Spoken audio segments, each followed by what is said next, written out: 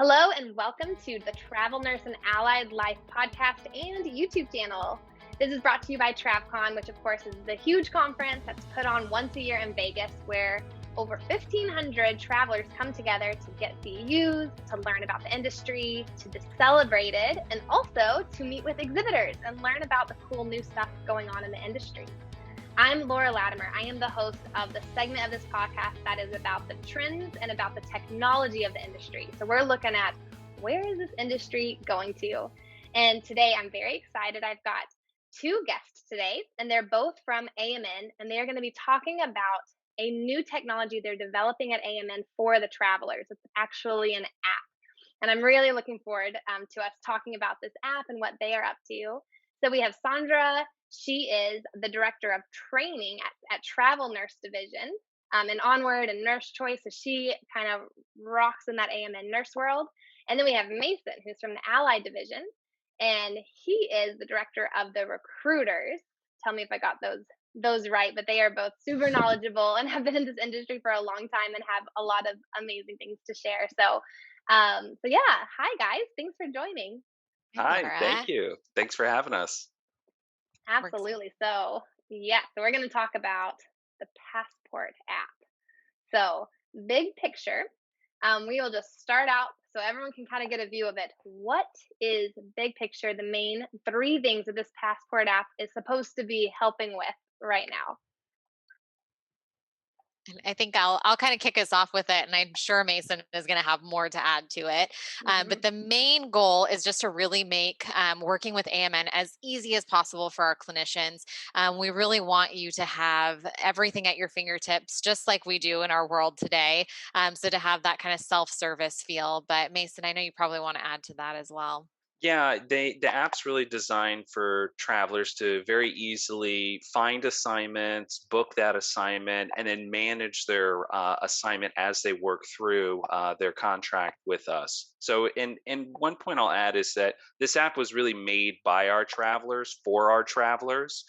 So we've gotten feedback throughout the process from them, and so it's really designed by them. Oh, cool. Well, that's great. I mean, who better? Who better to tell you what they want than the travelers, right? That's really, really good to have that kind of think tank coming in and helping with that design and the pain points for sure. Okay, so it's there to help with finding, booking, and managing. So that's like the big picture, which is great. Now I'm curious. You guys just rolled this out in the last 12 months ish, and this last year, this is rolled out, and that is exciting. Like it's really going to transform over the years the way that travelers interact with your recruiters and interact with your company, which is a really big deal. Actually, you guys are a huge company. You've been around forever, and so this is a really amazing undertaking. And my question is like, I guess why now? Like 5 years ago, the travelers interacted with you guys in a way where they would have a recruiter, right? And the recruiter would talk to them about jobs, and that was kind of their main touch point. And you can tell me anything else I'm missing, but then there's other people they might talk to about credentialing, but it was really more phone, email, mostly communication, maybe texting has just gotten started. But why now? Why did you guys decide, look, I think we actually need an app in 2020? What problem did you see pop up that made this relevant today? We really realize that the world is changing, right? Everything that we have today is on our phones. 10 years ago, the iPhone was not really a thing. So there was no way for us to really have this kind of communication or even think that that would be a possibility. But now we know that our smartphones are attached to our hands all the time. We like to do things through there. So we really wanted to have this self-service capability. Our clinicians work all hours of the day, and it's not necessarily a Monday through Friday 8 a.m. Pacific Standard Time to 5 p.m. Pacific Standard Time. So we wanted them to have the ability to drive their assignments and find things that they really wanted, and then be able to have that communication with a recruiter when the time came to move to that next step. Um, the interesting thing, it has been live for about the last 12 months, but I was kind of lucky that in December of 2019 was when we did our first initial pilot with just a small group of travelers, small group of recruiters to get it going, and then had our first official launch amidst everything that was going on with the COVID pandemic, which nobody saw coming. So the development of the app and us really, really working through it became a necessity for us with uploading credentials. And uploading credentials has really only been something that we've adapted within the last 4 to 5 months. We've had 25,000 documents uploaded via the app, which is awesome. Wow. But we just saw this need for that speed of the market to, really drive how our clinicians were using AMN in a different way and how we were making their lives a little bit easier. But Mason, would you add anything to that? No, I think you said it best. We just realized that, a mobile friendly platform is really what our travelers need because to your point, they're working 24/7. And so to give them those extra tools and capabilities was something that was really honestly overdue. So yeah, we're really pleased with what we've done so far, and we're really Yeah. excited about what's going to be coming in the future too. Yeah, yeah, 100%. So, and it sounds like, I mean, it rolling out in 2020 is really significant because the industry kind of got flopped on its head. I mean, big time in this last year. And so it sounds like too, COVID actually influenced some of the app too. I heard you say something about speed. Do you want to elaborate on how you actually saw the industry speeding up and how the app even like can impact speed in the future? Yeah, I think that we saw so many COVID positions. There's specific COVID unit positions that were opening up and opening up very quickly. Mhm. Hospitals were adapting in this brand new market that we've never really been a part of before, and positions were opening and closing very, very fast. So we wanted to be able to get those jobs onto the app to flag them as crisis positions for our frontline workers who we're just so thankful for, but for them to be able to really navigate and see, okay, I want to help. Where can I go help at this point? So it helped us with bringing people in as opposed to just relying on our workforce of recruiters to call everyone, Oh, but yeah. to just put those out there, let people search for them, and let our clinicians come to us for those things.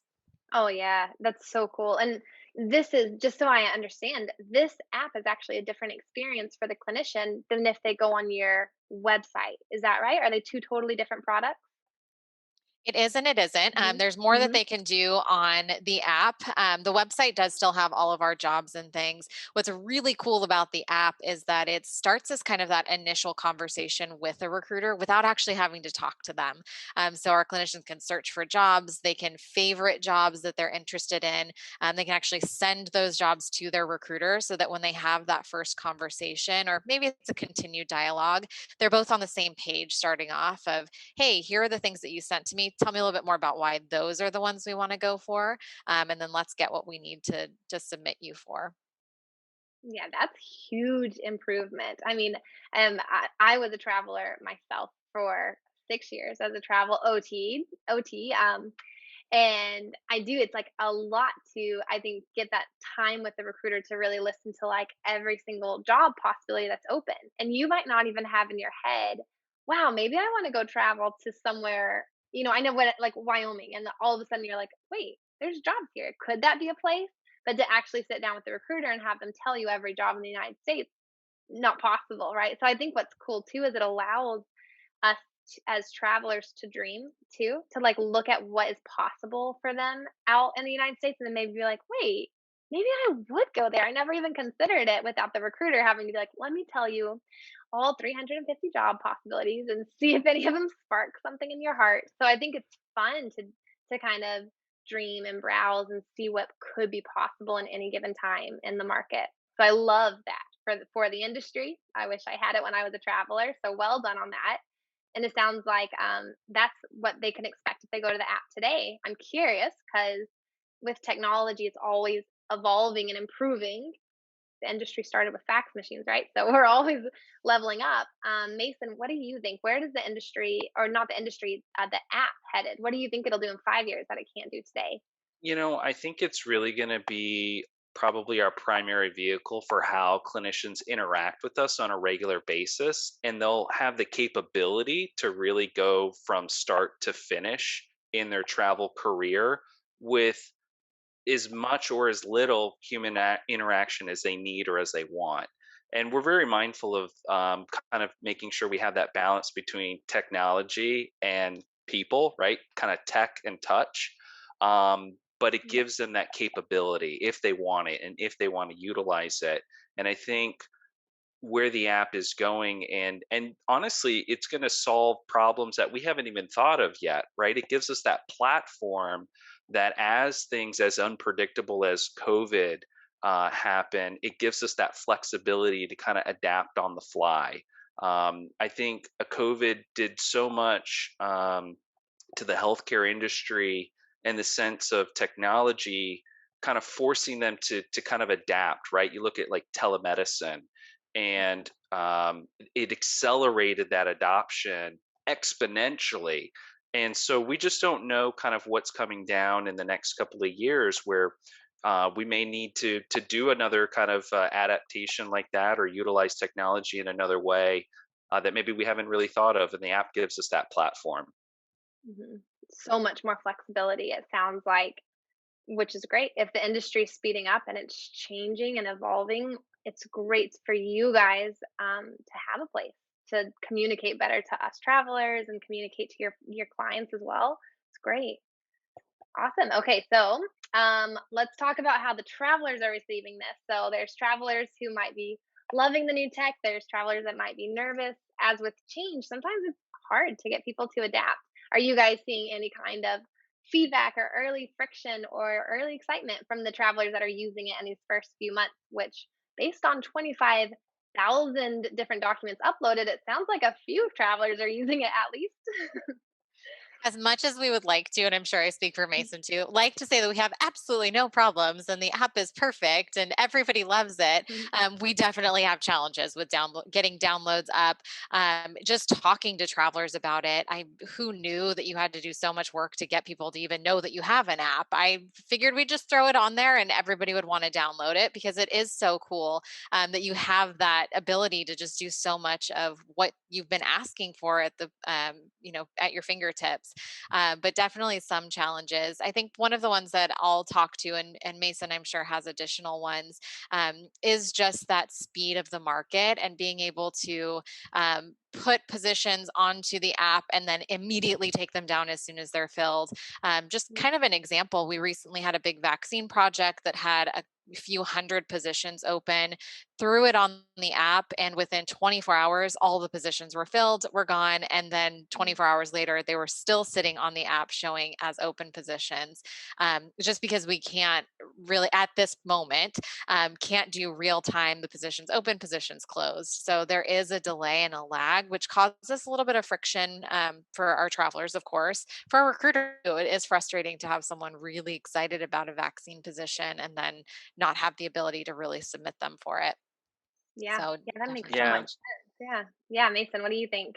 I was just going to say, I think the amount of positive feedback that we've gotten from our travelers and from people that have downloaded the app is been tremendous. I mean, we're almost 3,000 users that have rated us in the Apple App Store. We're 4.7 out of 5 stars, which for an app with that amount of volume is really incredible.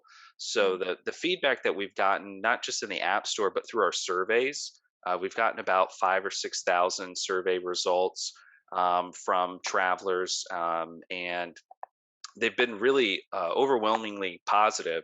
But we're definitely taking that feedback, right, and going back into the lab and working on it, continuing on those enhancements. But it's just been amazing to see that feedback that we've gotten through the surveys, through the App Store, and obviously our focus groups are really tuned into what we want to build and see in those future enhancements in the app.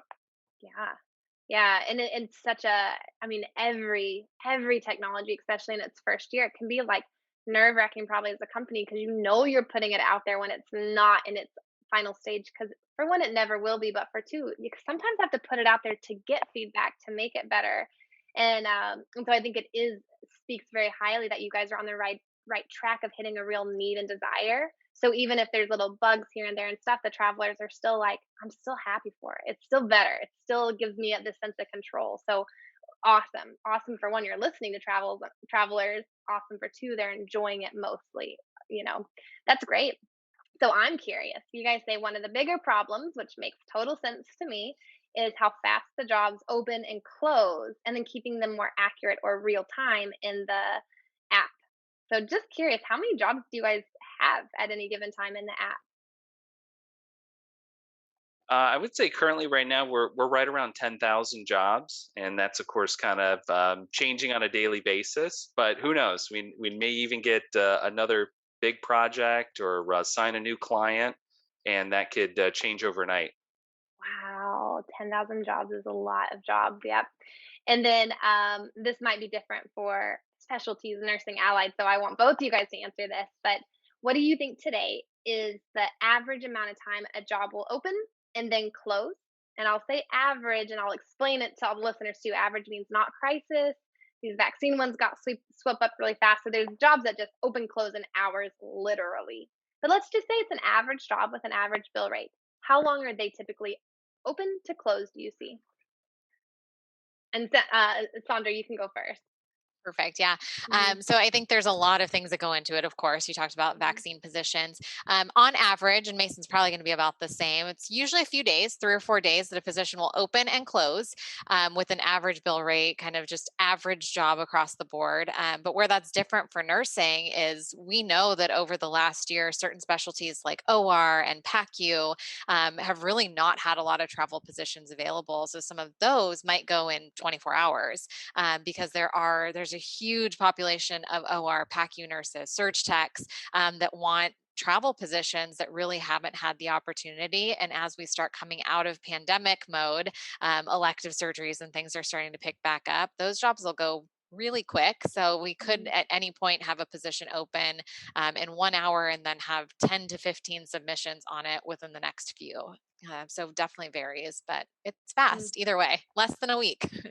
Yeah, yeah, very fast. Definitely anywhere from a few days to maybe a week, depending on again the discipline and the client type. Yeah, Um, yeah. man, we definitely are in a whirlwind industry. That is for sure. That is very fast. Okay, great.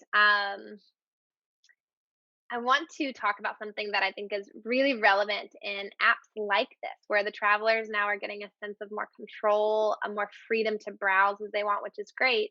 And one of the things here is about pay packages. Sometimes you'll hear feedback from travelers in general in the industry that just are like, just show me the full pay package up front. Let me see it all. And there's definitely pros and cons to that. So I'm going to leave it just that general to hear feedback. And Mason, you can go first on this one on just feedback on maybe the pros and cons of that, and if you think that's something that the industry will go to, where suddenly pay package gets more standardized, so the traveler can see it completely for sure upfront, versus what we see more times now with most companies. Not all, some companies already do the standardization, but most companies, I think, usually make unique pay packages for each traveler, which makes it not possible to show the exact pay package upfront, line by line. So I'm just curious, Mason, now that you guys have this app, if you feel like you guys are moving more towards standardization or not, and why it could be good, bad. Yeah, I don't think that we're necessarily moving more towards standardization. I mean, we do offer, pay ranges on both our website and on the app, right? So we do already give them kind of an upfront idea of what that position should pay. But we're also very mindful that it's there's not a one size fits all solution, right? Each traveler is unique. They have their own needs. Um, there's a lot of kind of variables, if you will, to what they need for a pay package. Also, same thing on the facilities end, right? You could have the same job at the same location, but you know, uh, tomorrow the facility could decide, hey, this is a very urgent need that we need to fill, right? You also have, in some cases, rates that are set with the facility and others that are negotiable. So if you have a negotiable rate with a facility, who's us to say, well, we're just going to pick one set pay package for all travelers? That's not really fair to the traveler. I think what the app allows us to do is to gain more visibility into the position, have more detail about that position, and hopefully, maybe in a future state, we can maybe mirror a little bit more of that customization with the technology that gives the traveler some some more clear options and can help with that speed to market that we talked about that's so important. I like that. Yeah. I I think we do have, where we're kind of future state see our recruiters going as being more kind of this career counselor type of position where you're bringing me the positions that you've seen on the app that you're really excited about. And I can kind of help direct you to what might be really great for you, maybe help you dream about some of those places like going to Wyoming that you never thought about, but also being able to help customize your package in a way that's going to make the most sense to you, that you could have played around with and maybe found something that you really like, but maybe you're not eligible for $300 in travel reimbursement. You're only eligible for 50. I can help you to kind of navigate that and direct you towards what's going to make the most sense. And I think we like that flexibility. Being able to give our clinicians who have traveled with us a long time, additional pieces or reimbursements that maybe they don't even know to ask for. So it opens up that dialogue and conversation too. And I Yeah. would say too, it's all about what's a priority for that traveler at that point in time, right? Maybe this is a position that they really want to be in that area, right? It's the last state on their to-do list. Maybe they have family in that area, and so they maybe are going to be maybe a little bit more willing to take maybe a slightly lower pay package to hopefully incentivize the facility to select them for the position, or maybe they can start a little bit sooner or have a lot more experience than the average candidate so they can garner a little bit more money. And so if we take that away from the candidate by just saying arbitrarily we're only offering x amount per week for this job regardless of who you are, your circumstances, Mm. that's not really fair to the candidate, to the recruiter, to the facility either. Yeah, it's really, you want to treat each traveler with their unique situation. And travelers listening to this, just in case you didn't know what Mason was speaking of, there are some even VMS systems, which VMS is the technology that houses a lot of jobs. Some of those are bidding. So there might be actual facilities out there that have like I mean, might have a suggested rate or something, but recruiters can actually go in and bid and put in a bill rate, which is how much the hospital will pay for you each hour, or pay the staffing agency to give you some of that each hour. And so that's part of it too. If it's bidding and you have a unique situation that you actually are okay underbidding to get the job, or maybe you are very skilled and you want to overbid because you know you're worth it, whatever your unique situation is, there are those situations that it's bidding. And then there's also probably the majority of the VMS facilities out there are more of a set bill rate. So it's more of a negotiation if you go back. It's not built into the VMS. But I think just to give some context, because not all the travelers know of those little nuances, and I think they're really cool to learn about. Yeah, those are awesome points, guys. Very cool. Okay, so I think the next thing I want to ask you guys about is the industry. We're gonna get like a big picture industry. Um, so Sandra, what are you most excited to see in the next 10 years? And oh my God, technology changes really fast once it starts moving. So 10 years, our industry could look really different. So you're allowed to dream as big as you want. You're allowed to have a magic wand. You can go crazy, girl. But but what are you most excited that you would love to see happen in 10 years that this industry might look quite different? Yeah, I mean, I laugh, but I just said it too. I mean, 10 years ago, the iPhone was not really a thing for us. And look at where we are now. I don't think I could leave the house for more than 5 minutes without having my phone attached to me someplace. And I like freak out if I don't have it. So I think as far as the industry goes, we're going to see a lot more of those technology pieces. And I think what I'm excited for, especially, it kind of talks a little bit about what we're nervous about, but as we see, fewer and fewer nurses that are out there, being able to utilize things like telehealth, not Mhm. having to maybe go into a clinic or to a hospital to be diagnosed for just something very simple, or, maybe eventually something that's really more difficult, not having to actually go someplace, leave the house, especially for our aging population, to have that little bit more of a sense of, uniqueness and ability to still do things on their own, because it doesn't require them getting into a car, driving someplace, driving themselves back. They can just Yeah. have that more kind of telemedicine, telehealth piece. But that would kind of be my thought as to where we're going. And I know we're starting to see a lot of that. Mason, I know for Allied, that's already something that's been huge, especially during COVID.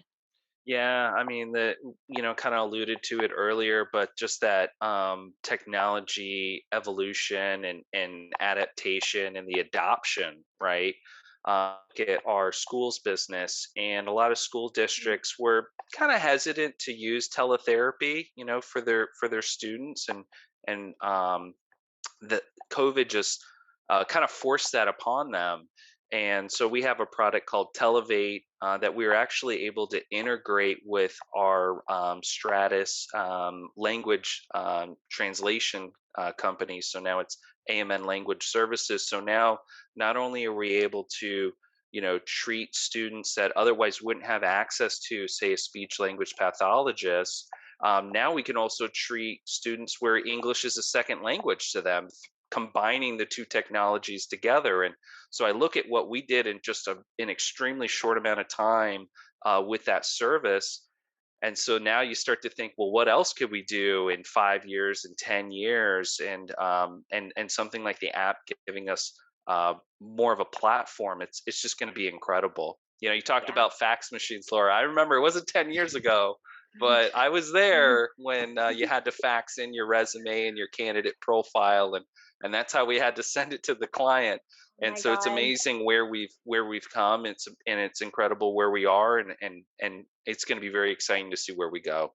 I totally agree. One of the other people that's on the board of TravCon, Cynthia, she's been in the industry for, I think a long, long time, and I love it when she talks about her first stories as a recruiter. She started as a recruiter and then did a bunch of other amazing things, but she was like, we didn't have computers. Computers did not exist when I started in the industry, and it was like, oh my god, like you had to go in and sit at a desk with a huge binder and a phone and I don't Rolodex. even Yep. think, no, she Yep. didn't even have a fax machine yet. They had to overnight it through the mail to get anything. And I she's like, and you remember. would get to know like everyone's family because you call their home phone. There was no such thing as cell phone. So you call and their kid answers or their husband answers. And like, I'm like, oh God, like, yeah, we have always been evolving with technology. It's definitely not true that tech just started now. It's just like, No. it's almost like speeding up and it feels different now. But you're right. We've already come such a long way from the And you beginning. you think of things too, like even being able to find housing or using things like Airbnb now that was not a thing, even just a few years ago. So just, Yes, I guess the ease of being able to actually take a travel assignment has gotten so much better. totally. Which of course sped it all up, right? It's crazy the technology, the time back then when you had to actually send stuff in through the mail and phone calls versus today where even the facilities are instant gratification, the travelers are, and everything is almost more of a game of speed. I mean, tech directly impacts that, right? And it's hard to believe how much faster the industry could even get because you're like, well, you can barely even look at a job that quick to say yes before it's like almost filled. It's pretty wild. Hmm. Yes, I love that, and I love that you're also thinking even bigger.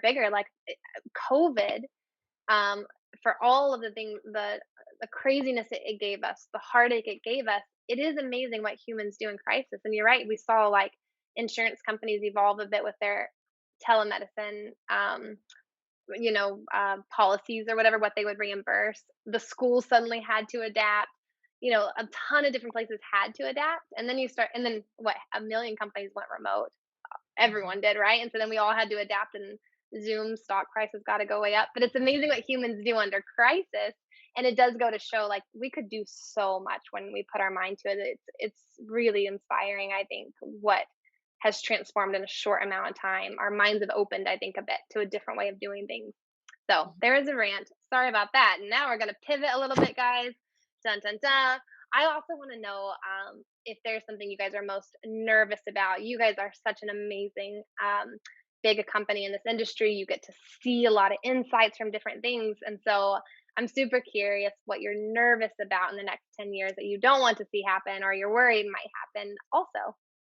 I think we know it's happening, and that's what makes Mhm. us really afraid. But just our aging population of nurses and that huge group of boomers that is getting close to retirement, and not having that influx of nurses that we really need in order to provide patient care across the entire country. So it's something I think that's kind of always top of mind. And it's not just nurses, it's clinicians overall, Mm. but not having that population to really draw on for, for travel positions. And we know as people retire, that's when those travel positions really open up to backfill so that we can get someone in there right away.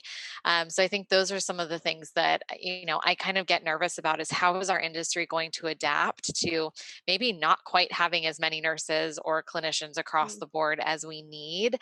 And I think that's where that two piece is, that telemedicine. Maybe telemedicine can help us with extending clinicians' careers, because now I was an ICU nurse. I'm not going to stay on my feet 12 hours a day, but I can sit at home and I can talk to a patient from my laptop or from my phone, to have that kind of dialogue with them before sending them into a hospital and having the emergency Mm. room be inundated with patients. And we know that same population is also going to require care.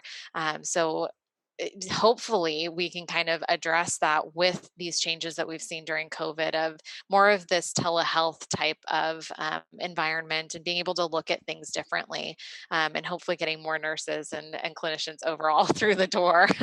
But Mason, I don't know if there's something else you're kind of nervous about too. Yeah, it's just the aging population overall and the aging population of the healthcare professionals themselves, right? And so, are we bringing in enough younger people, younger generations, inspiring them to Mm. become healthcare professionals? Um, I hope so. We certainly need it. And I think in the short term, now that we're still working through all of those, that massive ripple effect of COVID, is clinician fatigue, right? They're burnt out. They've been going nonstop for, over a year now. So I just, we know that that's happening. Um, we just hope that we can work our way through it, can kind of absorb it. Um, so, and I will go back and just say that I'm really proud of how much recognition I think healthcare professionals got this past year. It was really tremendous to see companies really kind of stepping up and getting a lot of visibility and recognition, and I think the media did a pretty good relative job of really kind of elevating healthcare professionals kind of on par with our military and our first responders. Is they deserve to be there. So Mm. I'm happy that we saw that, and hopefully that continues to, again, to inspire more people to get into healthcare, because we certainly need them. Yeah. Yeah, we definitely do. And it is nerve-wracking to project forward and think about living in a country that doesn't have enough healthcare workers to care for the citizens of their country. It's like not a situation you want to be in. Mhm. So, you're right. I mean, you're right. None of us want to live in a situation like that. Yeah, yeah. Um, all right, 30 seconds or less, guys. This is a speed question. Mason, what advice would you give travelers today? I would say download the app. uh Take care of yourself. Work on your self-care. You take care of us, you take care of our friends, our family. We've all been touched, by what's happened in the last year by the pandemic, and we're all so grateful for our healthcare, workers. So take care of yourself, honestly, because we need you, we appreciate you. Mm, um so please be doing that for yourself. yeah. All right, I think Sandra. on the business side, I think also echoing, of course, what Mason said, there's no way that we could have gotten through the last year without all of our healthcare professionals, and just the emotional drain and fatigue that I know they're all feeling. I actually gave birth last year, and one of my labor and delivery nurses was a travel nurse. So I appreciate that, because it would have been a Oh, disaster had she not been there. But on the business side of it, just really do your research, really look into what companies are telling you, utilize boards like Gypsy Nurse or Nomadicare, and different things that mm, can help you with really understanding the industry, because it can be very confusing. There's a ton of travel nurse companies out there, and you just want to make sure that you're making the best decision. So do your research. yeah. Yeah, well, that's awesome. Well, I'm gonna end on one question that I like to end on because I feel like everything happens in collaboration. It really does, and especially with tech, no one can change this industry on their own, but together we can. We can keep evolving it to be better and better.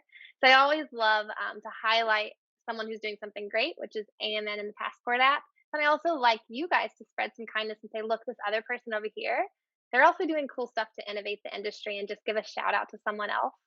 So this also can be 30 seconds or less, just a quick like, hey, good job. Thanks for working hard also, because we're all kind of working for the healthcare workers to do great things for them is the goal, right? So Sandra, I'll let you start with this one. Who do you want to give a quick shout out to and say thanks for working hard also? Yeah. Yeah, I think part of that do your research piece. We love Gypsy Nurse and just the ability to have an open forum for nurses or clinicians to go on there, talk about their experiences, talk about what they're hearing, really have that just true community to be able to work and maneuver through this crazy environment. You, Laura, probably remember being a first time traveler. It's very overwhelming. So they do just a fantastic job of being able to support each other and support that community um, so much. So just a huge shout out to them for sure. Awesome. Thank you, Gypsy Nurse. Cool. Mason, what about you? I would say TravCon. It's kind of obvious, but I think what Hmm. they've done and what you all have built over these last few years, several years, has been amazing to watch and amazing to be a part of. And you guys are certainly leaders in the industry, and you're really kind of. I love the podcast series. I think it's great that you guys started that. So kudos to all of you. Pat yourselves on the back because you guys are doing an awesome job. Thank you. Thanks so much, Mason. Aw, I love that. Well, good. Well, thank you to both of you for your time and sharing some of your amazing thoughts. I had a great time talking to you guys, and I know the listeners sure learned a lot too, I'm sure. So, thank you for your time. And for everyone listening, we will see you guys next time on the Travel Nurse and Allied Life podcast. Thanks for listening to Travel Nursing and Allied Life. You can find the full show notes below or at travcon.org. Please help us out by rating our podcast on iTunes or wherever you get your podcasts. Leave us a comment below or email us at podcast@travcon.org.